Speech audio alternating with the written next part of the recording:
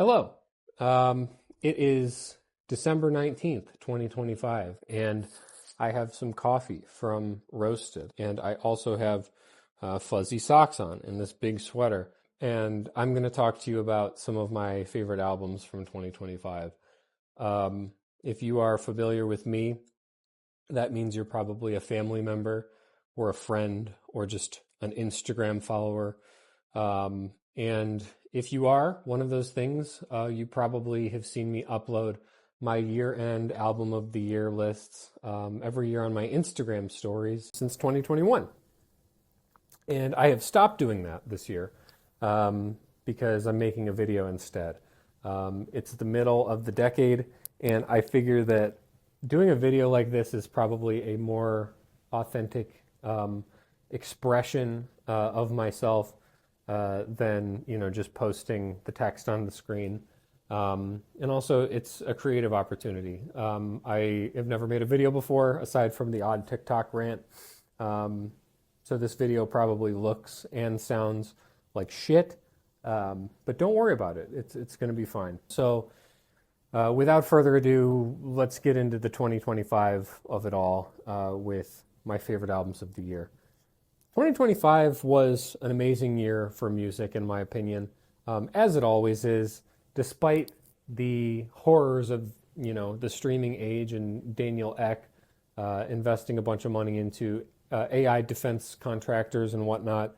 Spotify is a service that allows music to be as accessible as it's ever been, meaning that if you don't find good music every year and you think it's a bad year for music, I really think it's a skill issue and you need to open your ears more.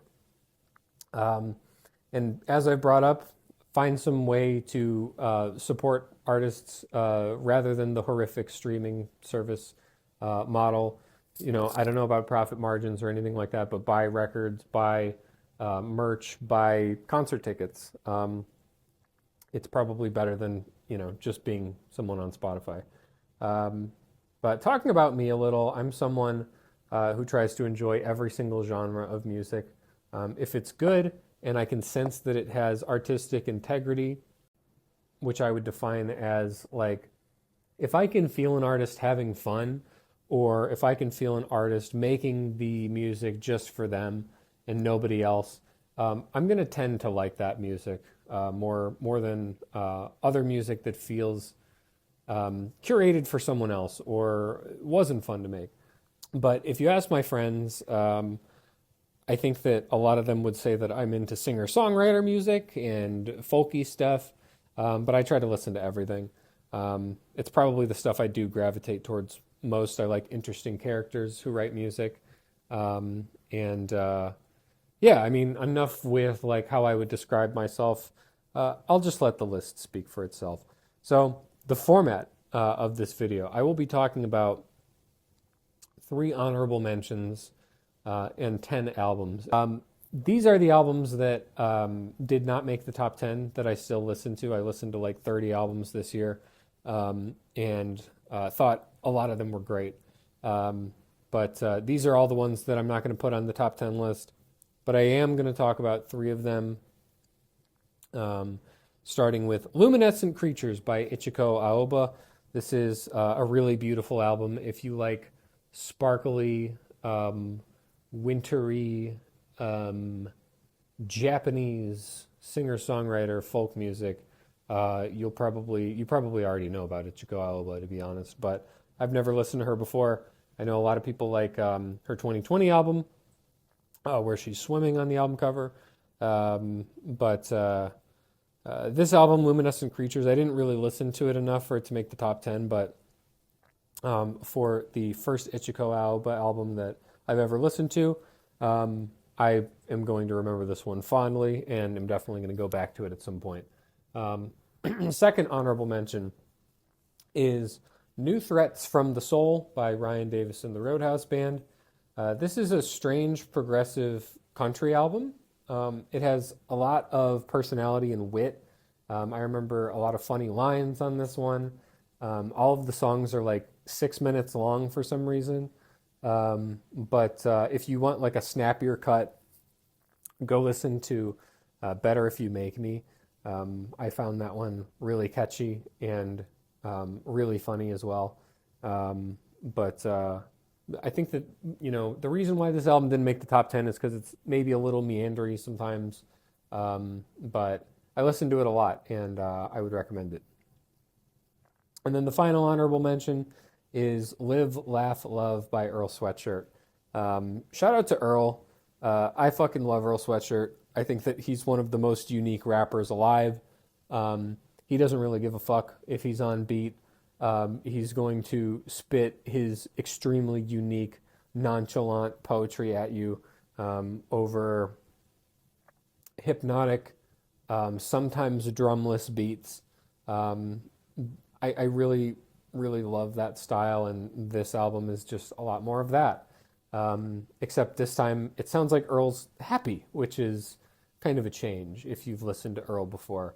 Some Rap Songs is one of my favorite hip hop albums of all time, but goddamn, it is really sad. It's really depressing.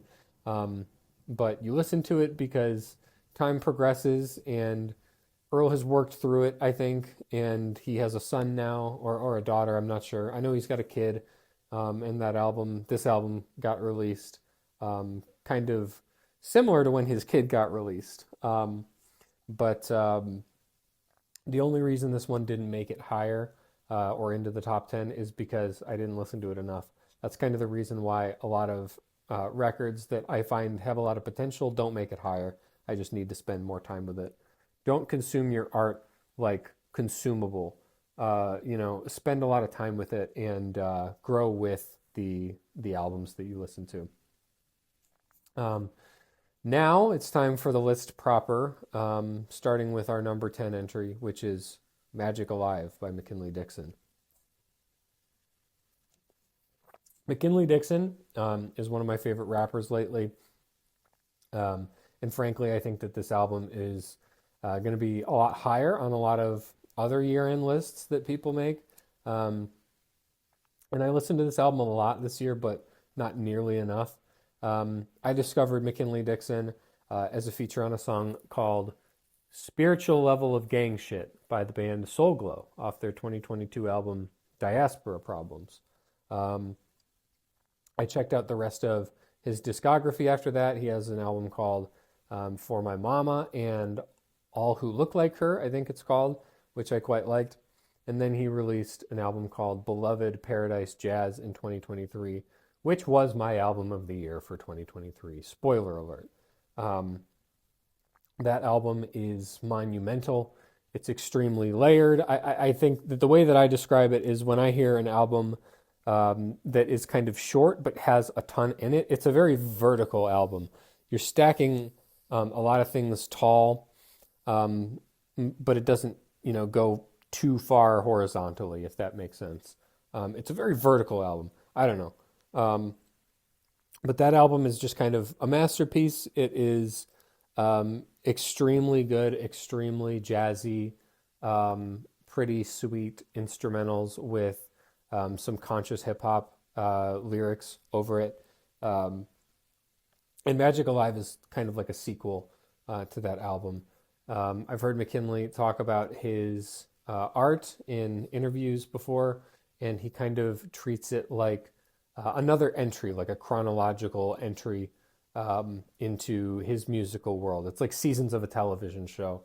And there's some reference to his past albums on this album that I found really interesting. But really, it's just more McKinley Dixon, and I wish I listened to it more because I feel like it would be a lot higher if I did. Magic Alive. Number 9 is Headlights by Alex G.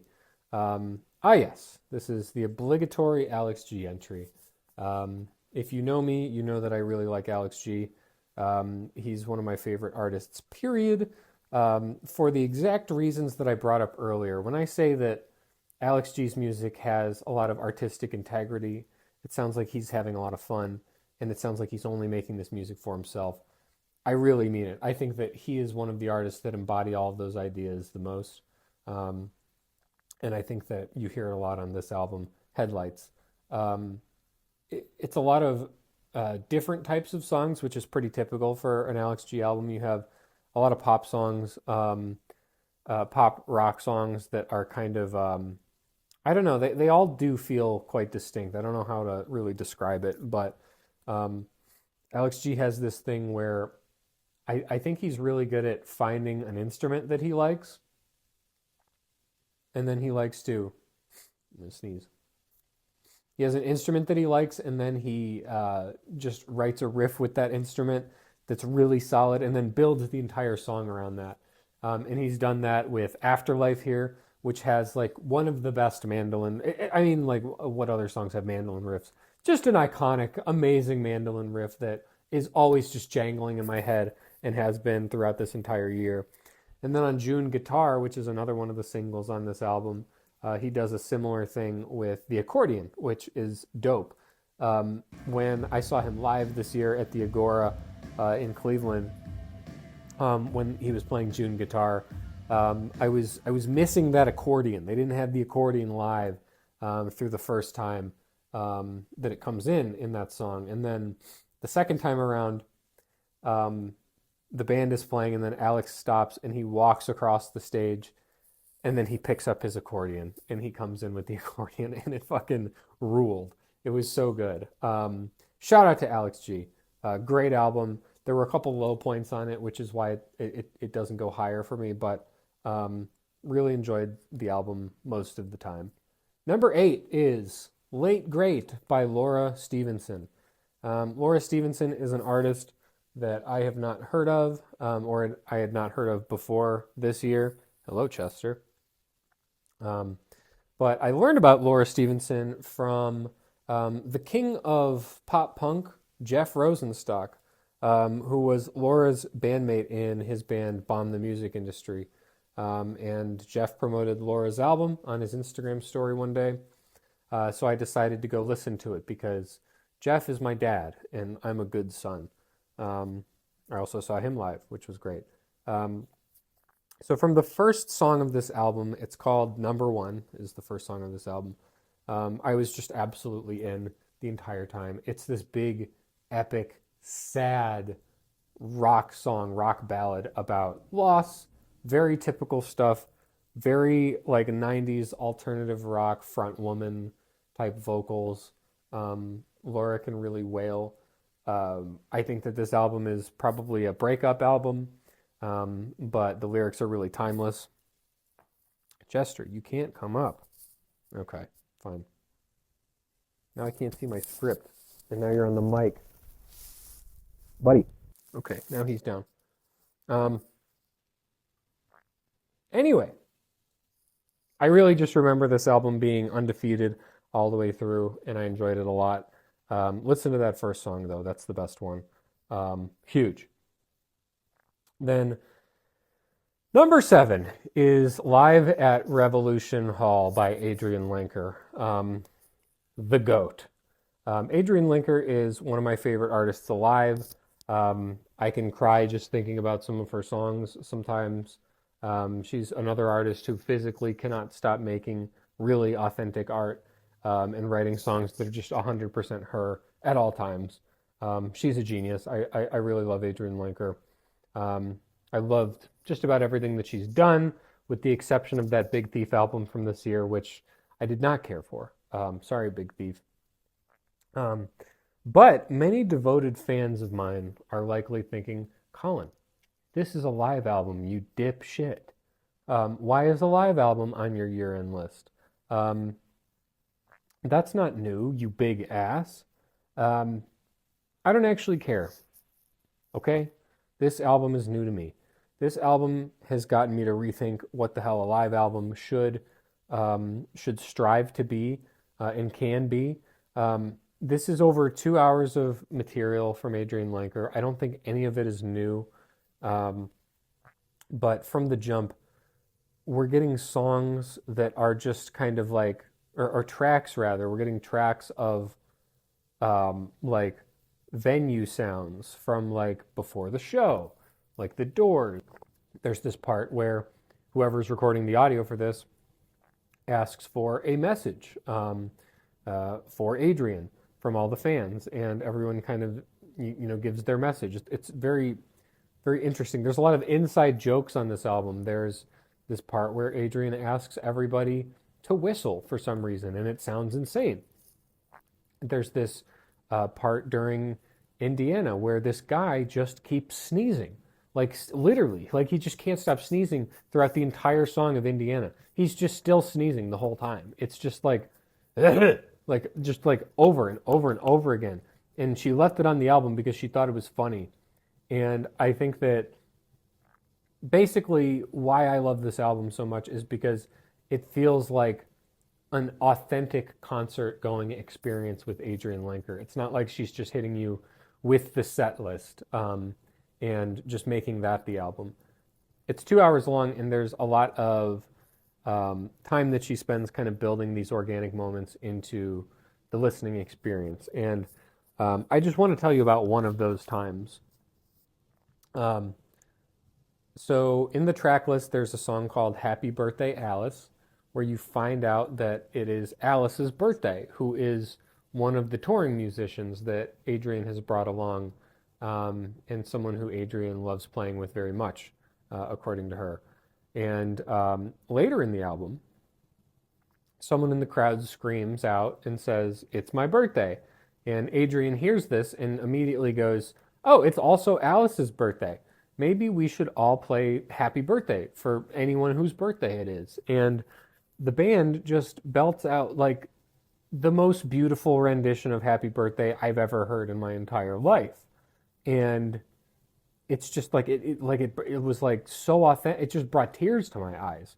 And then immediately after that song, you get Anything, which is Adrian's signature song at that point.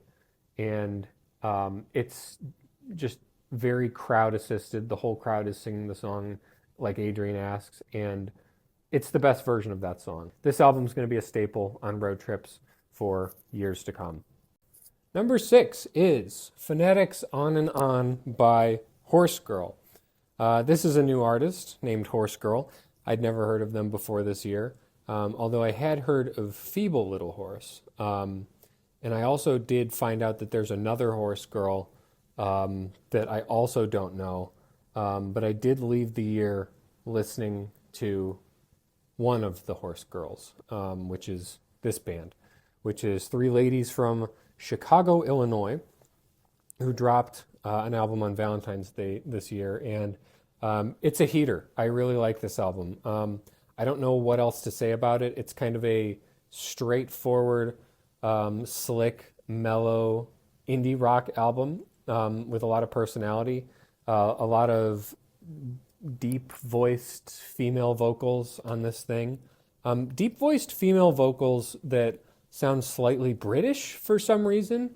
And it's weird because they're from Chicago, Illinois, so I'm not sure what's going on there. But I don't know. Long story short, I have this thing with opening tracks to albums where if the opening track of the first album I hear from an artist is fire, I'm probably going to like that artist. It just makes me feel like they're playing just for me, and they're like introducing themselves to me. And that kind of happened with this album. Where'd You Go is the first song on this album, and it just hits you with this heavy heavy guitar riff right at the start, and it's great. It's iconic. It's the same thing with Always as Pharmacist. That was the first Always album that I ever listened to, but it just sucked me in right away. And then there's other bands that I'm going to mention later in this list that also did that to me. I don't really know what else to say about Phonetics On and On by Horse Girl other than all the songs are excellent. Everything is really, it's just one of those albums that's like really easy to put on. And I think you should put it on, probably by a bonfire or or by a bonfire with beer. I think that would be a great place to listen to Phonetics On and On by Horse Girl. Horse Girl, everybody. Number 5 is Bleeds by Wednesday. Shout out to Carly Hartzman. This is officially a Carly Hartzman appreciation video. Um, Last year, I was thrust headfirst into the North Carolina alt country and indie rock music cinematic universe via an album called Manning Fireworks by MJ Lenderman. It turns out that guy, MJ Lenderman, has a band called Wednesday. And the girl who fronts it is actually one of the best songwriters alive, in my opinion. And it also turns out that those two dated, and MJ Lenderman broke up with her, but MJ Lenderman's still in the band, but not really because he's not touring with Wednesday. But it's okay because they're adults, and it seems like they figured it out and are cool with each other. But anyway, Wednesday. Bleeds by Wednesday is an album with probably some of the highest highs of this year. Townies, Elderberry Wine, Candy Breath, Wasp, Bitter Every Day. Those are all insanely good songs. But also, I'm not a fan of Fish Pepsi. That one's one of the bad songs on this album, I would say. But Townies, Elderberry Wine, like all those ones that I mentioned earlier, are some of the best songs. Carly Wednesday is one of the best songwriters alive, as I said earlier. Why is that? Carly sings about sings these songs from her adolescence or young adulthood, where you just kind of get transported directly there with her. It's not even like you're hearing her sing about them. It's like you've actually experienced them yourself. Like you are in a bar, a nasty, gross bar, taking a piss in a grimy stall while a shitty shoegaze band plays in the background. You are sneaking out of your parents' house to go take Benadryl in a field with like your 27-year-old boyfriend. You are watching two boys with visible lice in their hair fight out in their front yard in their tighty whities. That one's actually a lyric. But if I sound like insane talking about those three things, you just have to go listen to Wednesday and you will understand exactly what I'm talking about. There's no artist on the planet right now who is better at like setting and time and place than Carly from Wednesday. Shout out to Carly. She's brilliant. This album was a lot lower on the list until I started talking about it and writing shit down. And it jumped up to number 5. All right, number 4 is It's a Beautiful Place by Water From Your Eyes. It's another entry from the North Carolina alt country and indie rock music universe. Earlier this year, I watched Nate Amos and This Is Lorelei open for MJ Lenderman and didn't have any idea who he was. And he played a few songs from his 2024 album, Box for Buddy, Box for Star. He played Angel's Eye, Perfect Hand, Dancing in the Club, Don't Scratch the Couch Please, and a few other songs. I immediately realized he was probably the best songwriter that I was going to see perform that night. He just kind of got up there and mumbled out some really good songs, and I had to go check him out afterwards. So I checked him out after the show and listened to his album Box for Buddy, Box for Star, and I learned that he's not just a good songwriter, but he's also got a lot of interesting sounds and a lot of interesting non-traditional production that went into his album that I wouldn't really expect from an indie rock project like his. But it ruled. There were a lot of strange synth choices and vocal manipulation that he does that made me find him really unique.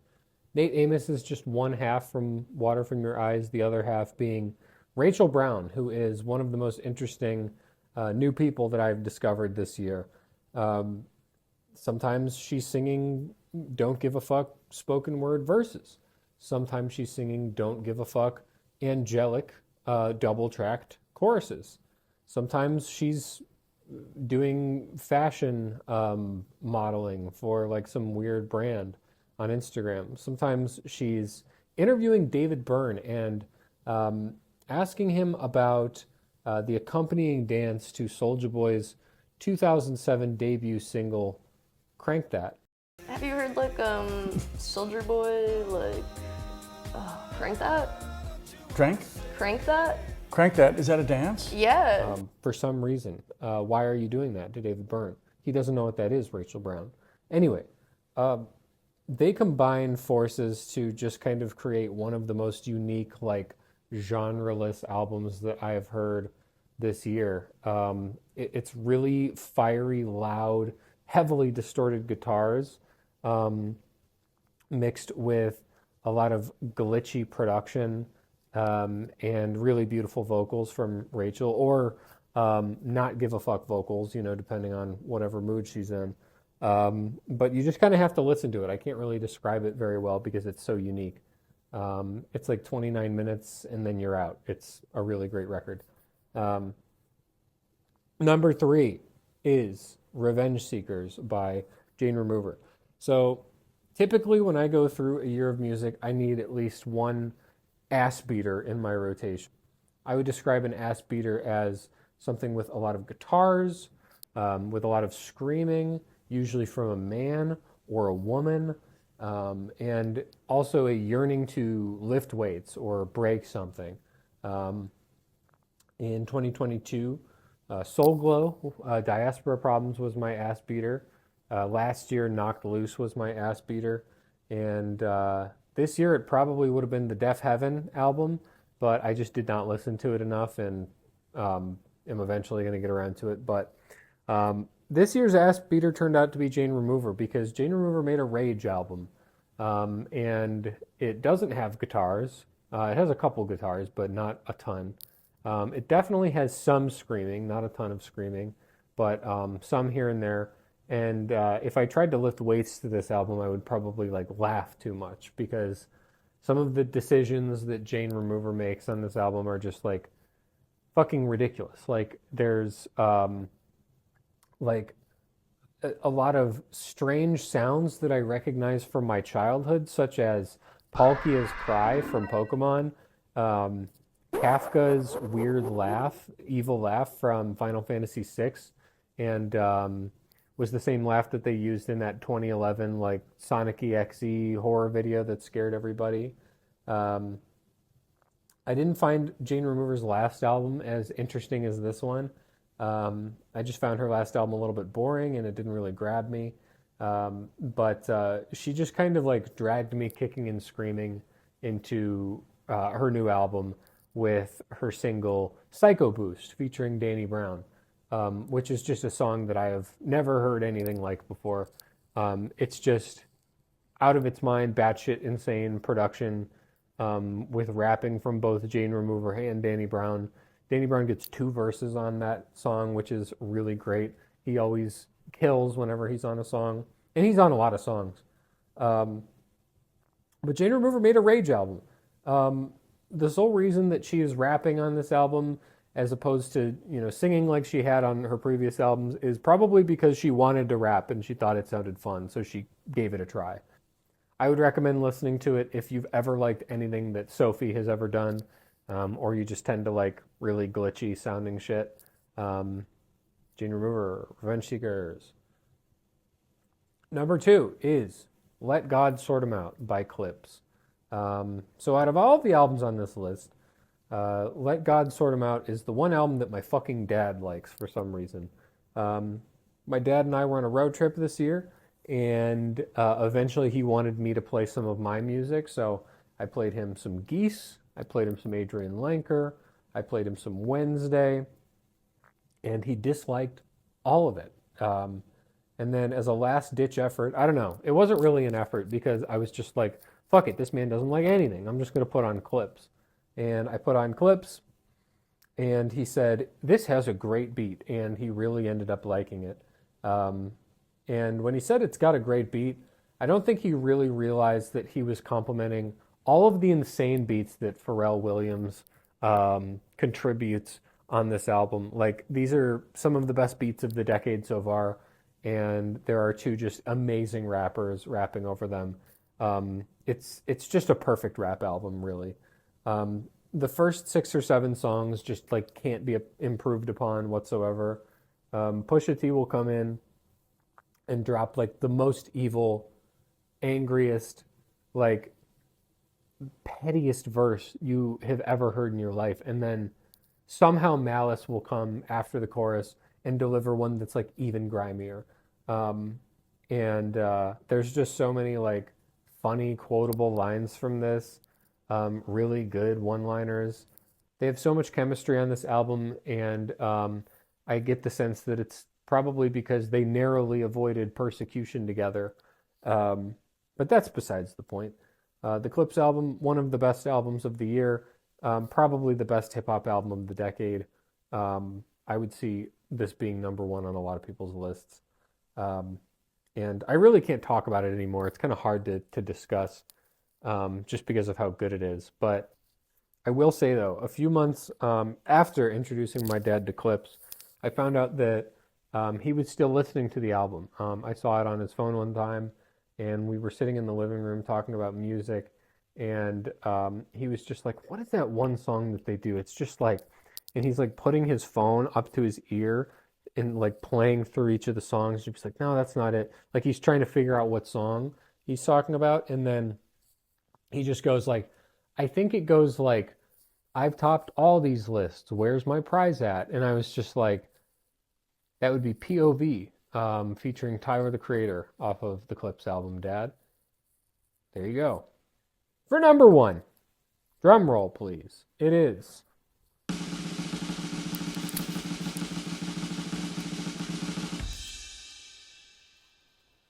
Getting Killed by Geese. Earlier in this video, I mentioned the concept of opening tracks, and when an opening track is the first song that I hear off of the first album that I listen to for a new artist. And that thing happened with Geese when I heard their song 2122 off of 3D Country. 2122 is just like the most explosive introduction to a band you could ever imagine. If you've heard that song, you know what I'm talking about. That song flexes on everybody so hard. It's just like screaming into the universe that everyone should know our band's name and everyone should know the name of the crazy fucking vocalist who is singing this song.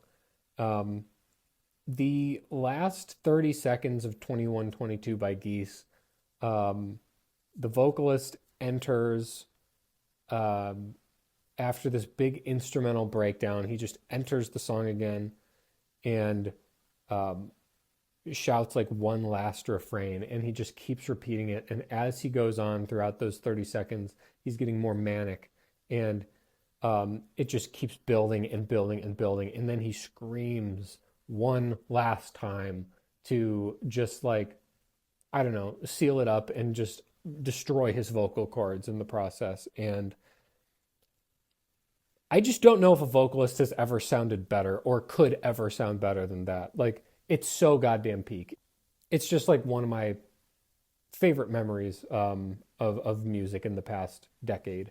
And that left me with the question, who the hell are Geese? Like, who the hell are these guys?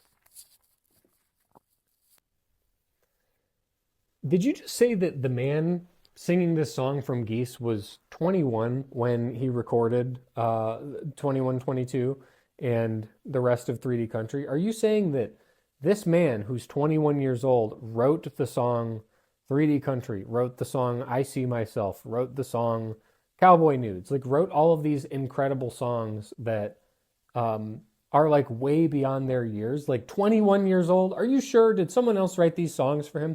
Why are they so young? Why is Geese so young? Am I a failure? Am I just like a schmuck who hasn't accomplished anything compared to these kids? Are they rich? Yes, they are a little bit rich, and they probably have ample opportunity to make really good music. But that's besides the point, because they rock. Despite coming out in 2023, 3D Country is an album that I played all throughout 2024, and I listened to it so goddamn much. It's really easy to listen to. Those first 4 songs are some of my favorites of the decade so far. and it's just all heat, that entire album. It felt like I was in a community of knowers, a quiet but sizable group of people that knew that whatever Geese did next, we would all be there, and we wondered who else would be there as well. As 2025 began with no new Geese, we knew that the time for their new album would be fast approaching. And Getting Killed was the album they announced, with the lead single being Taxes, a song that confirmed the things that all of us knowers knew all along. Geese and their frontman Cameron Winter had the sauce, and they would become beloved when this album dropped. I will not pretend that I was one of the knowers that knew the extent of the love that this band would get upon the release of Getting Killed, but I couldn't be more happy to see how much love this album has gotten. Getting Killed is one of the most talked about albums this year. It's probably going to top a lot of year-end lists. And I don't think it's necessarily because the album is that good. I think it's more so that the people playing the songs on this album are that good. And it's the band itself that's kind of driving Geese Mania right now rather than the music itself, though the music is extreme. The Free Bankers Anchor set that they played right after this album released went quite viral, and I feel that the rest was history. It showed many stupid people who repeat the phrase rock is dead, that they are factually wrong now, and that they should replace that phrase with something like Bow Down has the best 1 minute of rock music in 2025, or something like that. The hype for this band was real, and it makes me happy to say that I got to see them live this year at the Majestic Theater in Detroit for only like $150. The Getting Killed tour was selling out really fast, so I figure that me, my brother, and my girlfriend should probably pick up some tickets and drive 2 hours to go see Cameron Winter and his crew play the Majestic Theater in Detroit, Michigan. And if I had to eliminate like all of the shows I've ever seen in my life from my memory, or eliminate the Geese show from my memory, I would probably many days erase all of the other shows from my memory. It's just, that show was so goddamn phenomenal. It was so perfect. I watched my girlfriend, who is a smart and beautiful woman, get completely cult leadered by Cameron Winter throughout the course of this show. They came out to Husbands, which is a really mellow song and definitely not one of the most popular on Getting Killed, and just immediately captivated everybody, just lulled everybody in. And it just felt so crazy to watch. And like, this venue that they were playing in was small. The Majestic Theater is a small venue, but like, I learned, and it was confirmed by Cameron Winter, he said it to us during the show, that show that they played at the Majestic Theater in Detroit was the biggest Geese show of all time up to that point. So it's like, I just feel so grateful that I got to see them play at such a small venue, because this band is going to be selling out stadiums at some point. I dare anybody to find a song with a lower BPM than Trinidad, where the crowd has moshed that hard to it. Like, when Trinidad was played, it was their final song of the night. It was fucking pandemonium. Like, it was like, we all sat and we knew exactly what was coming. We knew the chorus was coming.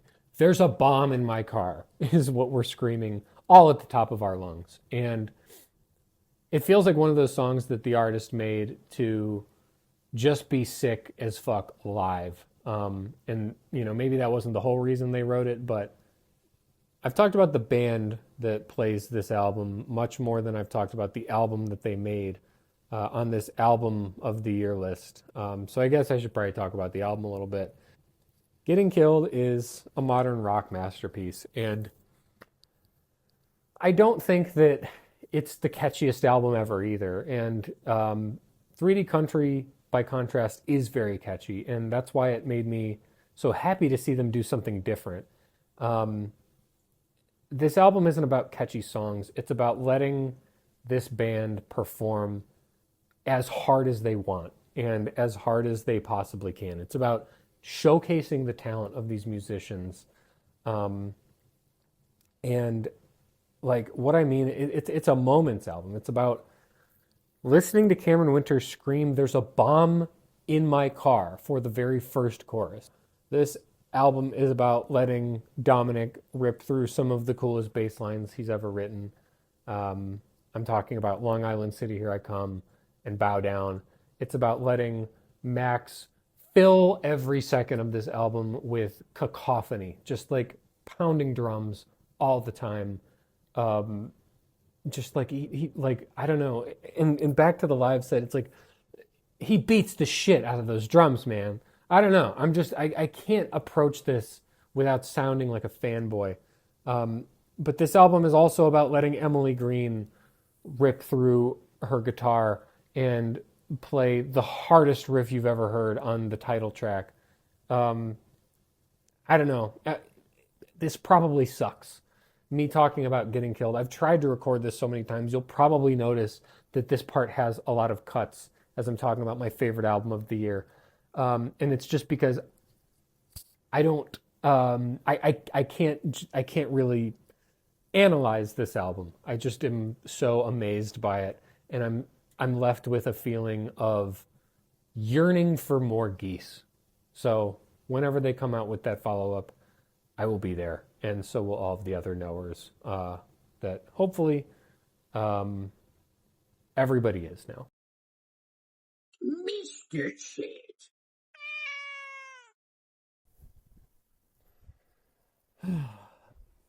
But wait, it's the next day, and we're still in a year that ends in the number 5, which means that we are in the halfway point of the decade.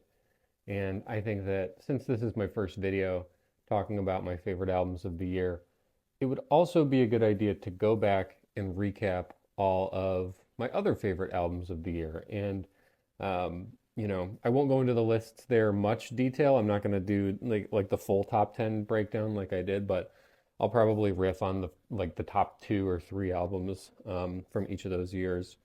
But there's also one more detail that I find very interesting when it comes to documentation of your favorite things, and that detail, of course, is time. I guarantee you, as I begin to read these prior album of the year lists off, I'm probably going to cringe.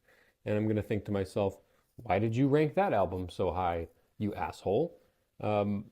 Was it because you were being pretentious? You and your 22-year-old fat white ass? I will call out those instances. Not only that, but I think that it would be fun if I retroactively updated those lists with the albums I feel more accurately represent my current attitude towards those years of music. The older ones are probably going to change more, but this isn't perfect. It's going to be for fun. And I'm letting you know right now, I'm probably going to forget some albums that I did not slot into those lists that probably should be up there. I began recording this the day before, most of the video that you've watched to this point, and I realized that I forgot like 3 or 4 albums that were dope, and I did not slot into my year-end lists because I probably didn't listen to them that year, and they didn't make like my full like 30 album ranking or whatever that I keep track of every year. But anyway, at the end, I'm going to look at all of my winners from the years past and declare my ultimate mid-decade album of the decade. So, 2024, my list looked like this, which was number 1, my album of the year was Magdalena Bay's Imaginal Disc, You Won't Go Before You're Supposed To by Knocked Loose, Manning Fireworks, MJ Lenderman, Night Palace by Mount Eerie, It's Sorted by Cheekface, Brat by Charlie XCX, Patterns in Repeat by Laura Marling, Heavy Metal by Cameron Winter, GNX by Kendrick Lamar, and Loss of Life by MGMT.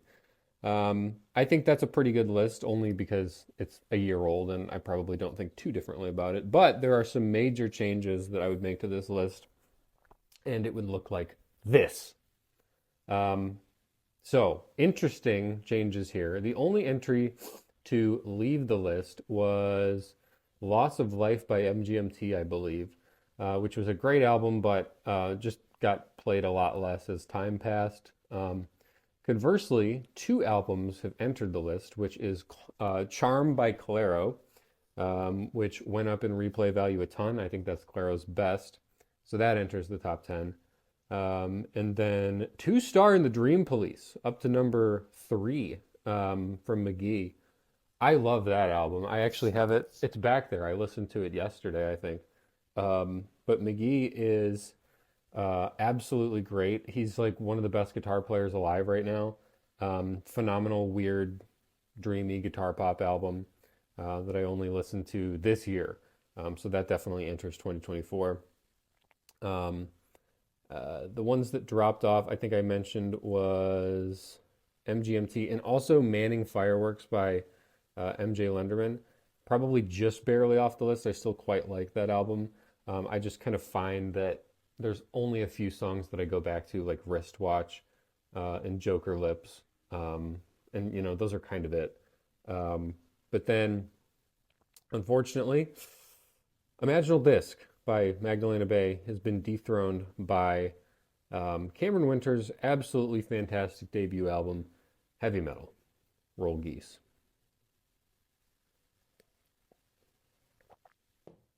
Chet really does not want to get up. Anyway, for 2023, my list looked like this, which was number 1, Beloved Paradise Jazz by McKinley Dixon, Scaring the Hose by JPEG Mafia and Danny Brown, The Record, Boy Genius, Live at the Cabin from Slaughter Beach Dog, Everything Harmony from the Lemon Twigs, La High by Sampha, Desire I Want to Turn Into You by Caroline Polachek, Maps, Billy Woods, and Census Designated Jane Remover, and then Live at Bush Hall from Black Country New Road. So this one is quite weird because firstly, I remember that in the video I mentioned that I did not like Jane Remover's last album, which is really funny because it's right there, number 9 on my 2023 list, which is quite strange. So this is one of those occurrences where I don't know what I was thinking. Did I think putting Jane Remover at 9 would give me more nerd cred? Maybe. Did I just grow out of that album? Also maybe. I'm not really sure, to be honest. I know that I listened to it a few times and maybe I liked it and then ranked it and then forgot to re-rank it. I don't know. Lists are dumb. But anyway, it completely gets bumped from the top 10 with this new list. And additionally, The Record from Boy Genius and Billy Woods' Maps also does.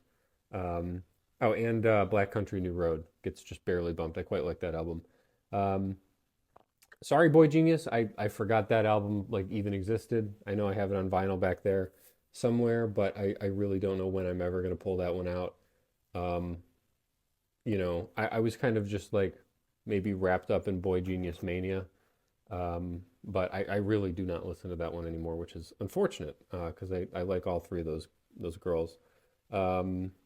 But then Billy Woods also dropped off because I mean, I think Billy Woods is genuinely great, but I feel like just the past couple years, like abstract hip hop has just burned me the hell out. Like there's like it's like sometimes I just don't want to use my brain that much when I'm listening to hip hop.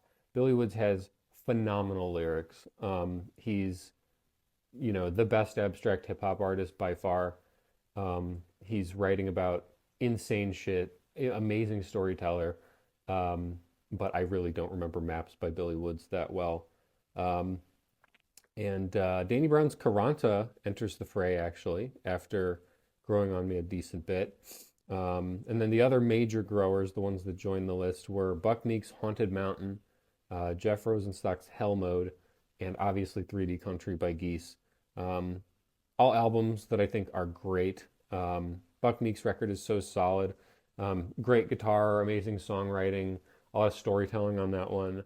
And then Jeff's record is probably his best one. All those songs are super great, and it's like 50 minutes, but it flies by immediately. And then Geese, I don't have to talk about it anymore. But McKinley Dixon retains my album of the year for 2023. I still think that's one of the best hip hop albums of the decade. For 2022, my album of the year list looked like this. It was Diaspora Problems by Soul Glow, Dragon New Warm Mountain, I Believe in You by Big Thief, Ants from Up There by Black Country New Road, Hellfire by Black Midi, The Forever Story by Jid, Cave World by Viagra Boys, De Todas las Flores by Natalia Lafourcade, and In the Darkness Hearts Aglow by Wise Blood, Florist's self-titled album, and Melt My Eyes, See Your Future by Denzel Curry. This one's interesting. A few new entries and exits for the update, but I appear to have nailed the top and the bottom of this list. Entering the fray is I Love You, Jennifer B by Jockstrap. They are the sickest male-female pop duo out there, not named Magdalena Bay. Blue Rev from Always has smashed its way onto this list, becoming probably one of my most played albums of 2022 or 2023. I listened to it a lot the year after, so I really quite like that one. Retroactively, exiting is the Wise Blood album, which has a couple highs, which are mainly the singles, but nothing really stuck with me from that album, like her previous album did, the one where she's underwater. And then the Florist self-titled album also dropped off, which kind of had the same story. I was listening to a lot of the older Florist as time passed, like If Blue Could Be Happiness and The Birds Outside Sang. As far as the top, Diaspora Problems and Dragon New Warm Mountain still stay there. They smash it. They are such good records for two incredibly different reasons. Now, 2021. This is going to be a rough one because looking at this list, I feel like I have forgotten like most of these albums. To be completely frank with you, my album of the year list for 2021 was LP by JPEG Mafia. Sometimes I Might Be Introvert by Little Sims. For the First Time by Black Country New Road. Hitler Wears Hermes 8, Part B. I think that's what it's called, by West Side Gun. This Thing of Ours, that's the Two Alchemist LPs, or Two Alchemist EPs that he kind of did two parts of. I counted that as one entry on my album of the year list for 2021. By the Time I Get to Phoenix by Injury Reserve, R.I.P. Groggs. Call Me If You Get Lost by Tyler, the Creator. Cavalcade by Black Midi.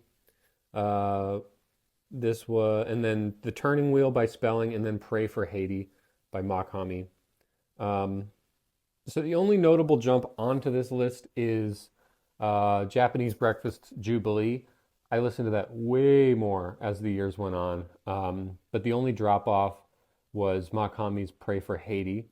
As far as album of the year itself, I'm moving Sometimes I Might Be Introvert by Little Sims above JPEG Mafia's LP. I love both of those albums a lot, but I feel like I'd want to give Little Sims the chance at album of the decade because, I don't know, I listen to Veteran way more anyway from JPEG Mafia, so I can leave LP behind despite my love for it. And honest to God, like, for the rest of these albums, like, I forget a lot of these. Like, the West Side Gun one I remember a lot of. That's a dope one. For the First Time, Black Country New Road, great debut album from them. But yeah, most of the, like, I don't remember anything about Pray for Haiti, Mach-Hommy. I know West Side Gun is on it. But yeah, this was definitely near the start of my music exploration journey. During COVID, I got really into finding new music, and I think that this was kind of one of my first years that I did this, and my taste was definitely less true to itself, I would say. Now, for 2020, the last year, What's interesting about 2020 is I never made an album of the year list for this one, so I won't be doing that. What I'll do instead is declare um, my three favorite albums from 2020, which is going to be Visions of Bodies Being Burned by Clipping, the Jessie Ware album. I can't remember what that one's called, but I quite liked that one, I remember. And then the album of 2020, my album of 2020 is Songs by Adrienne Lenker. Just her best solo work. Absolutely iconic album. Her voice is so high and angelic on that one. Some of my favorite songs, like Anything, Not a Lot, Just Forever. All those songs are great. I'm probably going to go listen to it after this, now that I remember it.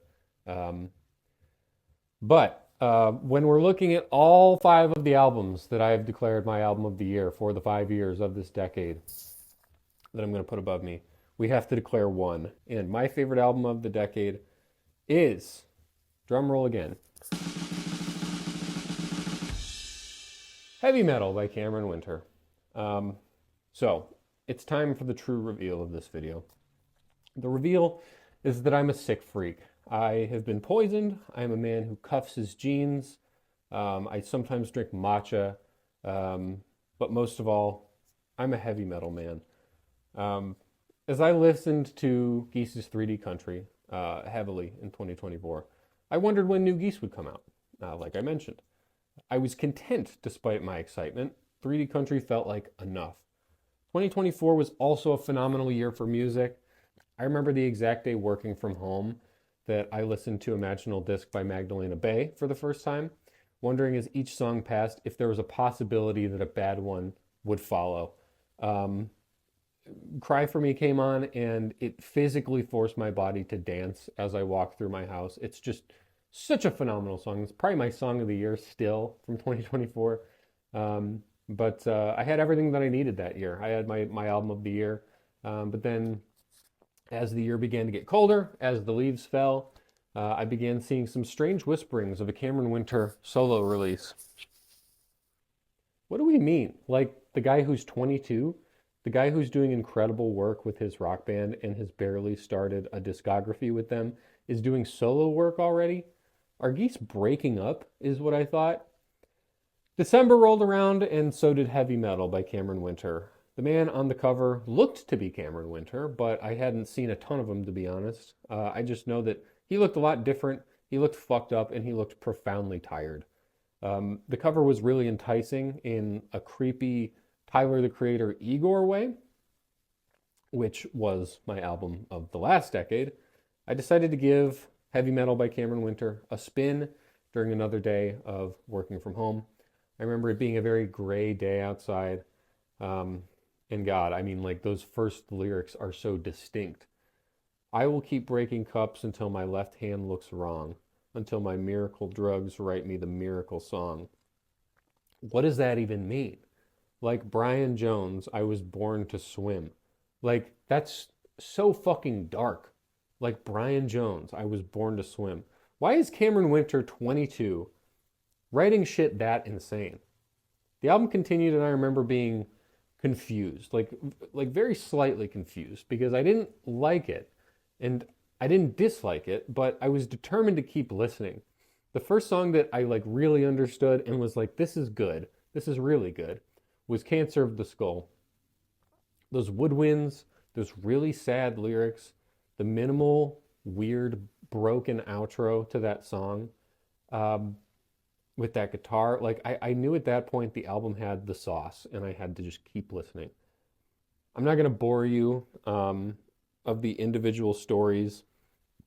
For me, learning to appreciate each of those songs on that album, because I feel like all of them have a story, to be honest, about how, like the moment that I knew that I understood that song and really liked. But just know that I have a story for all of those. Just know that the current version of me believes that Heavy Metal by Cameron Winter is one of the most unique, inspiring artistic efforts I've ever seen. I remember reading about Cameron Winter's creation of this album and wrestling with the fact that he is the primary songwriter of the band Geese, and he would never want his solo material to sound like Diet Geese. He realizes that he is not a good drummer. He is not a good bass player. And he is a less talented guitar player than Emily Green, his bandmate from Geese. So what should Cameron do? Well, he should create something with sounds that he does feel confident making. The instruments on this album are really unique. It doesn't sound like anything I've ever heard before. It's clear which instruments that Cameron Winter feels strong with and which ones he doesn't. And he chose to replace some of those instruments he doesn't feel confident with other sounds that he does. As far as the lyrics go, Cameron Winter is like vomiting poetry at you. It's just like constant lyrics and constant just like whirlwind decisions on how he chooses to word things. A lot of the lyrics feel like they mean nothing at all, but there's something in the back of my mind that knows for a fact that Cameron wrote them with some serious intent.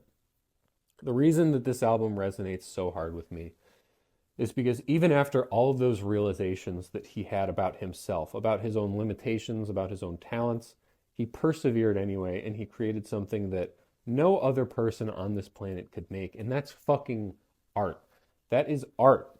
That is why artists exist, to interpret the world around them, to understand their circumstances, and to communicate through the medium despite any limitations that they have. That's why he's playing at Carnegie Hall. That is why he's on the cover of Rolling Stone. That is why the music world is breaking down Cameron Winter's door currently to work with him, despite him being far less known about only a year ago. Fuck yes to Cameron Winter's heavy metal and to his art. Happy halfway through the decade, folks. He likes the coin wrapper. Look at him. It's like it's literally gold to him. It's a chocolate coin wrapper, dude. This isn't real money. It's not real gold, dude. Look at how he's tilting his head. He's crazy. Ah!